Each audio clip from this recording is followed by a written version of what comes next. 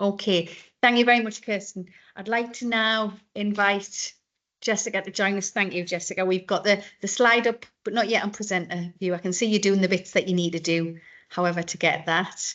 We've got your slide and your next slide. So I don't know if you're comfortable with that, or whether you want to do you? Oh no. Hang on a minute.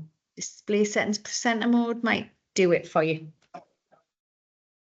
Whilst Jessica's fiddling with the technical side of things, I'll do a little introduction. So again, really delighted to be welcoming Jessica to present her. Yep, got you, and that's the right view as well. Thank you. To present. Okay, wonderful.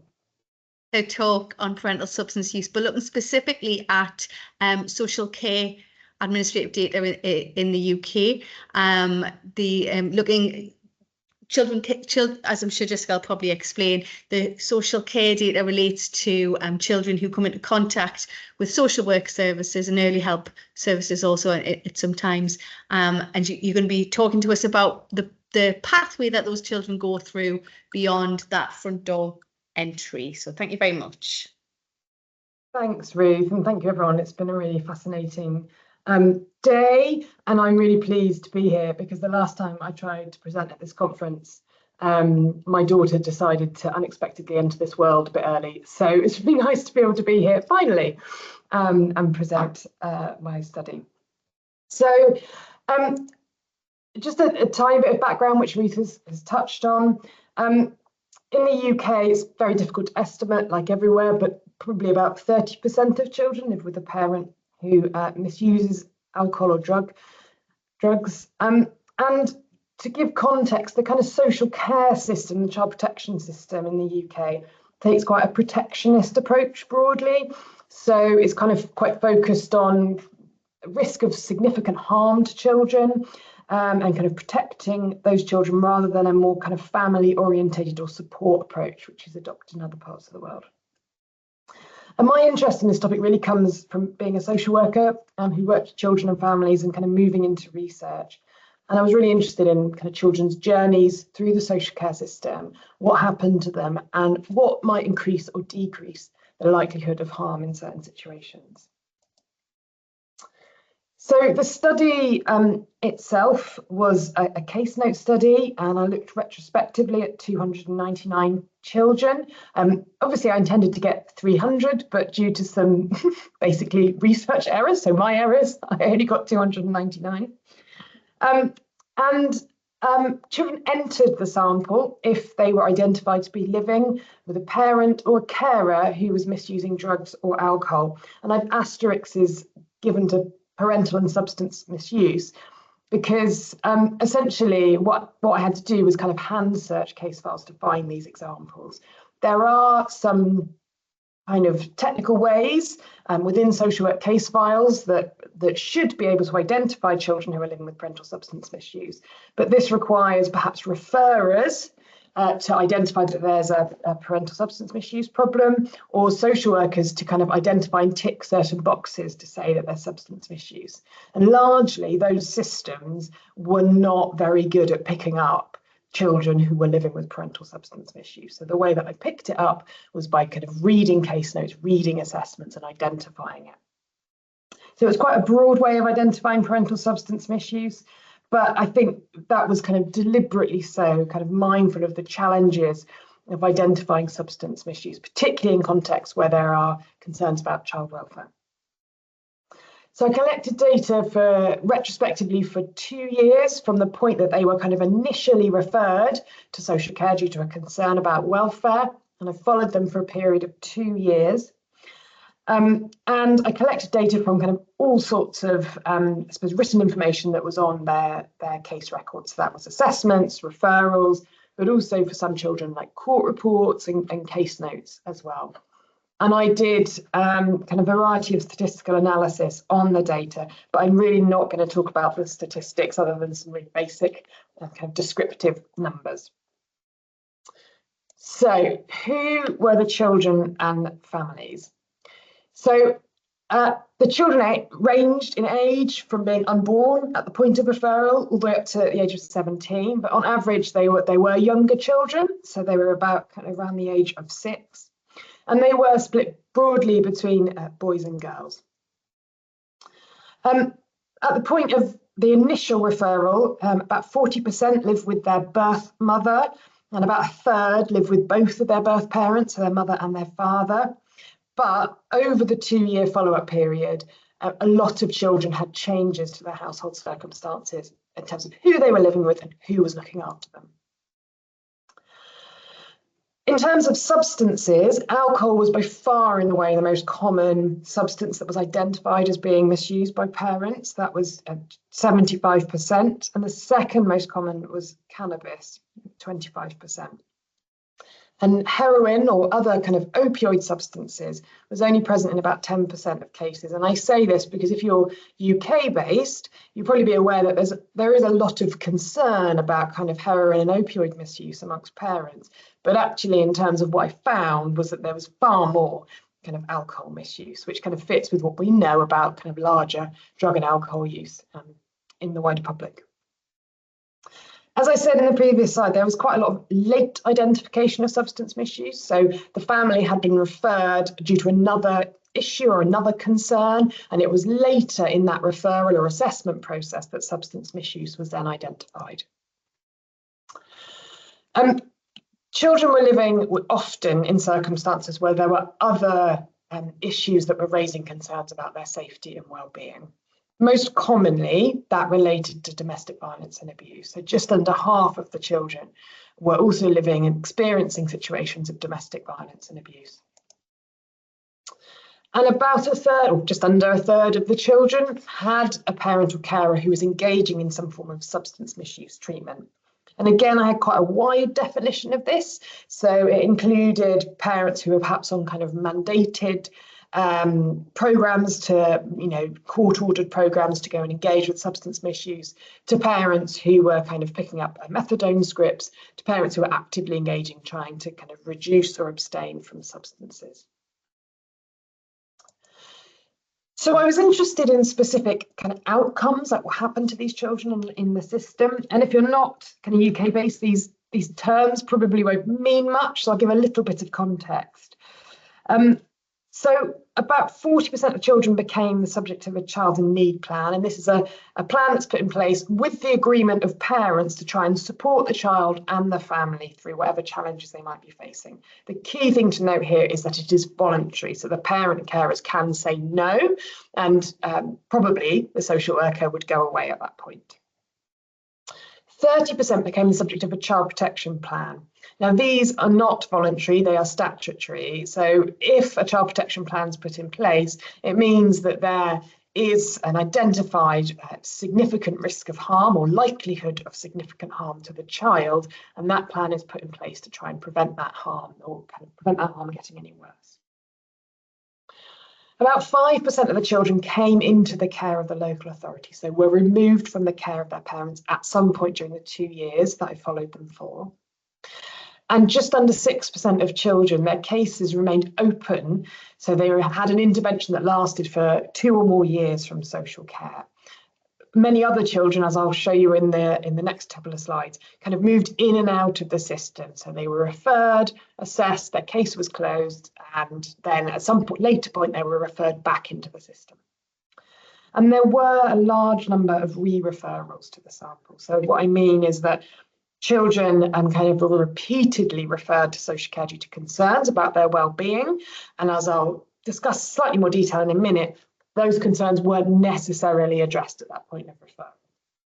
Now, those numbers, actually those numbers do add up to under 100%, but children often had more than one outcome, so they might become the subject of a child in need plan and a child protection plan, so these aren't mutually exclusive.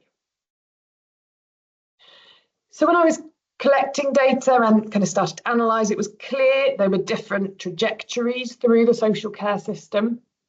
So I used kind of cluster analysis from a statistical perspective, but also thematic analysis of the data I'd collected, and identified 5 different kind of outcome types that were similar across groups of children. And I looked at what factors might be associated with those different types of outcomes. So I'm going to tell you about them now. I'm afraid the names of the types aren't very exciting, but there we go. So the first type was what I called the multiple intervention types. This was 32 children, and they, over the 2-year follow-up period, experienced lots of different social care interventions. So child protection plans, all of the children that came into care were in this type, and all of the children's cases who remained open for 2 years were in this type as well. So really high levels of kind of social care intervention and concern about the child's well-being. Now, perhaps unsurprisingly, my analysis showed that children who were in this type were much more likely to be living with household instability in some way. And I didn't measure instability directly, but I measured a number of other things that I think we could bring together to call instability. So they were things like being left alone in the care of a parent who was kind of under the influence of substances, experiencing multiple changes to who was caring for them and where they were living and who they were living with. There are often lots of concerns raised by professionals about children in this type, that it was really challenging to work with parents, that professionals were kind of identifying that as a concern about the child's welfare. The next type, what I call the re-referral type. So this was 24 children, and they experienced multiple re-referrals to children's social care over the 2-year follow-up. Some of them were re-referred 3 or 4 times during 2 years. Now, some of these children did experience some kind of interventional support, but these periods of intervention were often preceded or followed by a number of referrals, which would suggest these interventions were kind of either delayed or ineffective. And these children were more likely to be living with a parent who was misusing cannabis. And again, like the first type, were more likely to be living with some elements of household instability. Now, the next 2 types were quite similar. And I call these the child protection and the child in need type. And children in either of those types were either the subject of a child protection or child in need plan. There was often a kind of trigger incident that had led to the referral to children's social care. There was a period of intervention, then the case was closed, and largely those children were not referred back into the social care system. Finally, there was the largest group of children who I called the closure type. And actually, these children were referred to children's social care. They were the subject of an assessment, but they didn't receive any support or intervention in the longer term. And one kind of key feature of this type was that often the precipitating incident had been issues relating to domestic violence and abuse, and that the perpetrator of that abuse had left the family home. So, and the social workers had assessed that that situation was safe or safer than it had been. And often in those kind of referrals about domestic violence and abuse, which were often from the police, it was noted, whether rightly or wrongly, that that was somehow connected to substance misuse, so whether either the perpetrator or the victim had been using alcohol or drugs. 2 things to note: there was evidence of variation between like the local authority teams. So some teams seemed to have more children who had certain outcomes than others. And critically, there was very little support available to children who are at the kind of lower ends of concern. So where there were not really significant child welfare concerns, but there were issues affecting their well-being, there was basically non-existent support. So what does this kind of tell us? There was a small group of children who were at really high risk of harm. So those were the children in the multiple intervention type and the re-referral type. Critically, from my perspective, the children in the re-referral type, those that were referred back again and again, were not well kind of identified and supported by social care services, because arguably the more you're referred back in, the more concerns that are being raised, those needs aren't then being addressed if that child is continuing to be re-referred. The largest group of children received no interventional support. And so their cases were closed, and they kind of go back into the pool of kind of all children where there is very little support around parental substance misuse and very little kind of knowledge and understanding more broadly about the challenges and issues these children might be facing. So there's a question mark about the appropriateness of those referrals to social care and how we can best support children. There's a real kind of challenge and tension in identifying those children who may need support or protection. And there is kind of known social work issues in the UK around social workers' confidence and knowledge in identifying and assessing substance misuse. Critically, kind of the amount of substance a parent was using didn't really map onto how much risk there was in a situation. And that's kind of critical because often perhaps social workers are primed to ask about, how much someone is using or how many days a week, but that didn't actually tell us much about the risk of harm to the child. The key thing that did map on to the kind of risk of harm to the child was around instability. So, as I said, I didn't measure that directly, but looked at things that were related to it. So where children were left with a parent or carer who was misusing substances, so perhaps their needs wouldn't be met consistently, where both parent or carers were misusing substances, where there were kind of multiple changes to the household composition and caring arrangements. So children not sure really what they were coming home to, perhaps after a day at school. And situations where there was domestic violence and abuse, which we know obviously leads to significant instability. And critically, alongside instability was how chronic those issues were.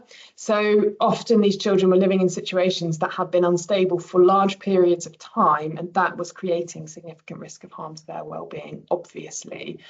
One-off kind of concerns tended to be identified and dealt with well. But when they were chronic, it was kind of much more challenging. I'm very aware of my time and I'm about to run out, but these findings really do kind of echo what we know about children's lived experiences of these situations, particularly around the kind of instability and volatility of situations. And I'd point to a really good recent systematic review by Muir and colleagues, which really captures this brilliantly, I think. I'm not sure I've got time for this slide, but I'll very quickly say, my view is, certainly in the UK situation, is that children at the kind of threshold margins are very poorly supported by our current setup. And there's very limited and patchy service provision. So you're probably going to get more support if you're at more risk of harm, but that is very geographically dependent in the UK, whether there are services available for you. And really, in thinking about how we can develop those services, we need to think about assessment and identification of children, but also thinking about engaging with different aspects of family life, not just seeing substance misuse as the risk factor, but looking at other issues, for example, those around instability as well. All right, thank you so much, everybody. And I'm very open for questions, although I don't think I've got any time. We have run out of touch. I will take one question from people if somebody wants to quickly pop the hand up, and if we don't, we'll get lots of love in on the screen. They'll get lots of hearts and claps, so that's very good news. Richard, you're going to come in, please do. Well, again, I can't resist. In 1980, I started working with Jim Orford on the project which eventually came out in our book Risk and Resilience, and lots of papers before that. And I am so struck by the conclusions we reached by the time we finished doing the fundamental research of that project, which was in about 1983 and 1984, and what you're reporting here now, all about instability and chronicity being the key risk factors. And I suppose my concern is what's changed. So that's what I want to ask you. Why is it, do you think, that 40 years on from that, we are still basically saying for children living in highly unstable and long-standing problems with parental alcohol or drug or whatever, but alcohol being the big one, why are we still in the same situation now as we were then? What do you think? Yeah. And if I can Gosh, add to Richard's, if I can make it even bigger, if that's possible. Good. Saying also as a social worker, Jessica, so, you know, aware of some of the things, some of the challenges of the thing I'm about to say is, why are we so bad at identifying it? Okay, well, I think so I must say that your book, Richard, was referenced lots in my PhD. So I very much acknowledge that thinking in what I've kind of come to conclusions of as well.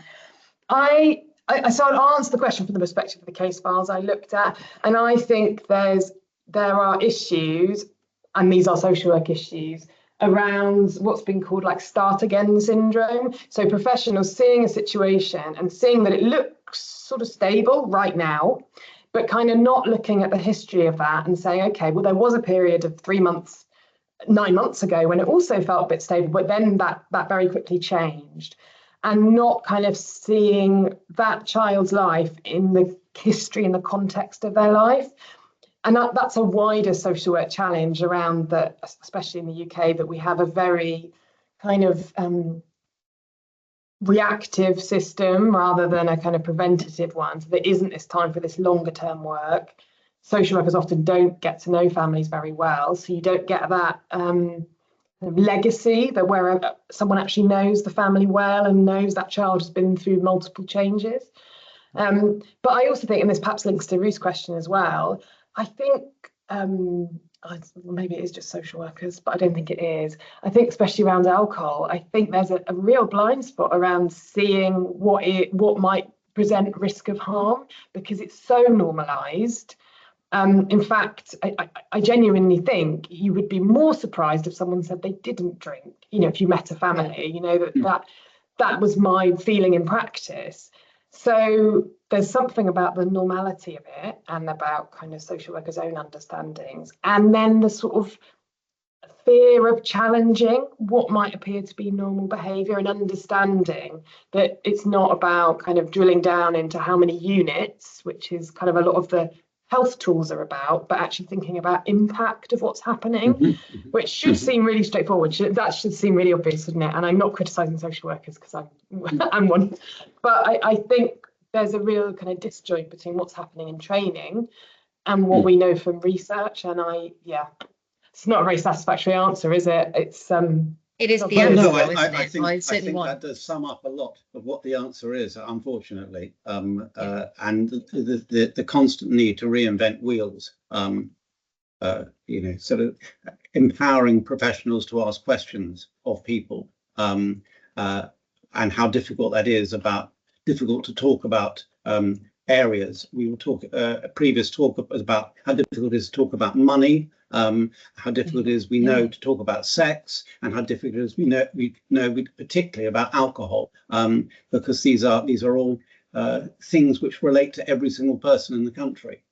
So we have a privacy view about it, but it's also about training and how training often loses sight of some of the really important things. So again, it's circular about how alcohol and other substance use comes into social work training, and then it goes back out, and maybe you get a lecture on it, and then it comes back in again, and it's more often out than in. Yeah, I would and also add that as well, training doesn't change practice. Sorry, Jess, I talked away. We sort of don't ask children enough, and I say we, I don't mean we in this virtual room, kind of think it's okay to talk to children about what's happening. And that doesn't mean like quizzing them about their parents, but like actually asking and being skilled enough to facilitate those quite difficult conversations, or being able to spend enough time with the child that they feel able to share safely what's happening at home. And we kind of lose that child's voice so often in so many aspects of, professional and personal life, I think. Yeah. So I can see that Kirsten's hands up. We are quite out of time, however. Kirsten, is it terribly brief, or is it something that you can pop in the chat?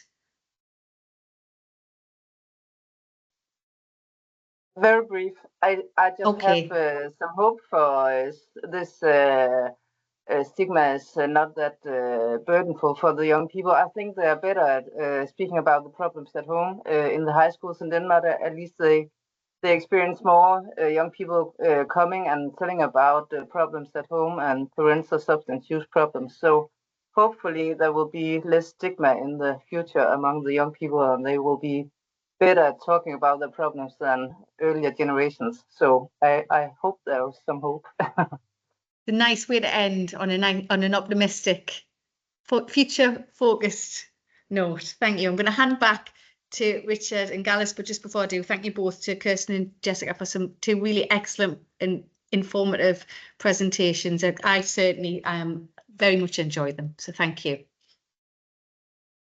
Yeah, it was a wonderful way of finishing the conference. I think two very, very high quality, alongside all the other high quality talks we've had, but two very high quality presentations. So thank you so much. Gallus, if it's okay with you, I'll just say a little bit summarising what I got from the conference and then pass over to you to close things. Are you happy with that? Yeah. Good. Okay. Well, I mean, I think this has been an excellent conference. So I'd like to thank everybody. We're down to only 24 people from the just under 100 that we had registered. We always knew there'd be smaller numbers on both days, because the whole point about doing this is it makes it each day is accessible to some people, but not to others. But it's been a wonderful, even in a virtual conference, it's been a wonderful networking event. We've had papers from 15 different countries and 27 different countries represented amongst the audience. I want to just say a word about themes, a word about methods, a word about theories, and a word about perspectives. So the range of themes that have been covered has been amazing. In just 2 half days, we've had lots of stuff about impact on all types of relationships: siblings, parents, partners, children, NEETs, etc., etc. We've looked at the role of non-problem parents. We've looked at issues to do with grief and mourning and bereavement. We've looked at self-compassion, self-forgiveness, cross-cultural applicability, stigma, self-respect, resilience and risk and vulnerability and risks of harm, family members being silenced, people never previously having talked about things and having the experience of talking about it for the first time. We've talked about marginalization, lived experience, transgenerality, and care system journeys. I mean, the range of themes in these 2 half days has been absolutely astounding, and many of them, although I just gave such a long list, many of them have cropped up more than once. People have touched on the same theme from different directions, which has been fascinating. The range of methods that we've heard about, ranging from randomized controlled trials, longitudinal surveys, detailed qualitative interviews, longitudinal qualitative interviews, clinical insights, political approaches to the questions, how you work with marginalized communities and cultures, case studies, the use of records and registers, analysis of case study notes and so on, all of that. All of these different methods, which are really interesting and appropriate in answering different questions, and all of them were represented here in these 2 half days. In terms of theories, it was nice to see the stress strain information coping support model coming up a few times, but there was also family resilience framework, family theory perspectives, hermeneutics, financial and economic theories, theories of marginalization. And I suppose, above all, having such an international set of perspectives, we saw about perspectives change, how people think about what it means to be an effective family member. It depends on your country, on your culture, on your theoretical framework, and to a large extent on your language. And language came up a number of times. And of course, the other amazing thing is that we had people from so many countries presenting, of which only about 2 of them have English as its first language, maybe 3, and yet everyone's presenting in English. So, I mean, for me, that sums up everything about what's so marvelous about being an AFINet and what's so marvelous about this conference. So I'd like to personally thank everybody. And now I'll pass over to you guys. Okay, thank you very much. You've said so many things I completely agree with that I will keep it very brief, especially since in about half an hour I need to catch the train to Berlin. But I also think it was a wonderful conference, and it was very encouraging also for us as trustees to continue having this format. I would like to thank everyone who has been involved in organizing, but especially to Richard and Emmy and the staff at A-Clinic Foundation, but also to all the chairs who did a wonderful job. And I just, since we've been a bit critical after the progress that has been achieved after your talk, Jessica, I was just thinking there are some changes that wouldn't have been visible 40 years ago when Richard did his work. And the first one is this conference. And I think the second one is that you mentioned, still it entirely depends upon where people live, whether they get appropriate support. But on the other hand, I would say the difference is 40 years ago, the answer regarding support would have been, well, there's nothing. And now we can say there's almost nothing, but at least there is something. And this reminds me why, it's a long way we've come, and it's a long way we still have to go. But I think AFINet has proven within its 10 years of existence and its 5 conferences so far that we're on a good way. And so hopefully in 10 years, we could be even more positive about changes that have been obtained. But first of all, I would like to thank you all for presenting, for attending the conference. And also, I would like again to mention that all the conference fees, they are an important contribution for keeping AFINet going. So also thank you very much for that. And of course, I hope we'll be able to all meet in person in Quebec next May. And within the next weeks, abstract submission is going to be opened.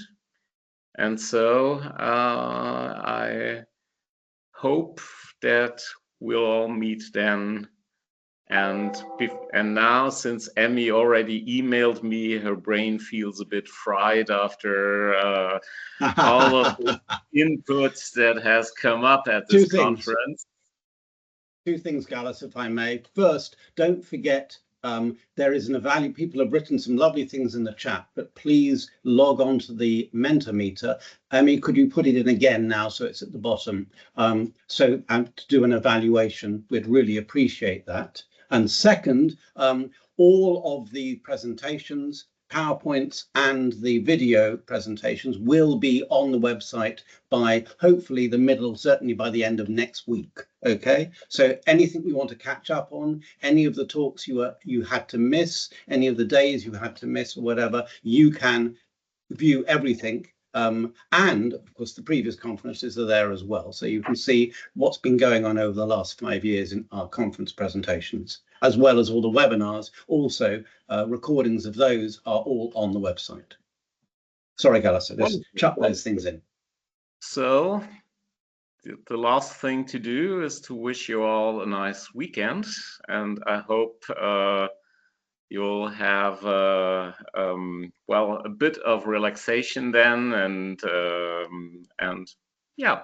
And I also forgot, of course, don't forget about the webinars, which the next one will be in November, and you can find all the information on the AFINet website. And thank you all, and have a great day. Thank you, Gallus. Great work. Great conference. Thank you, everyone. Thank you. Bye. Thank you, and happy travels. Bye-bye. Thank you. Bye-bye all. Oh, bye, Jim. See you Monday. Bye. Thank you. Bye.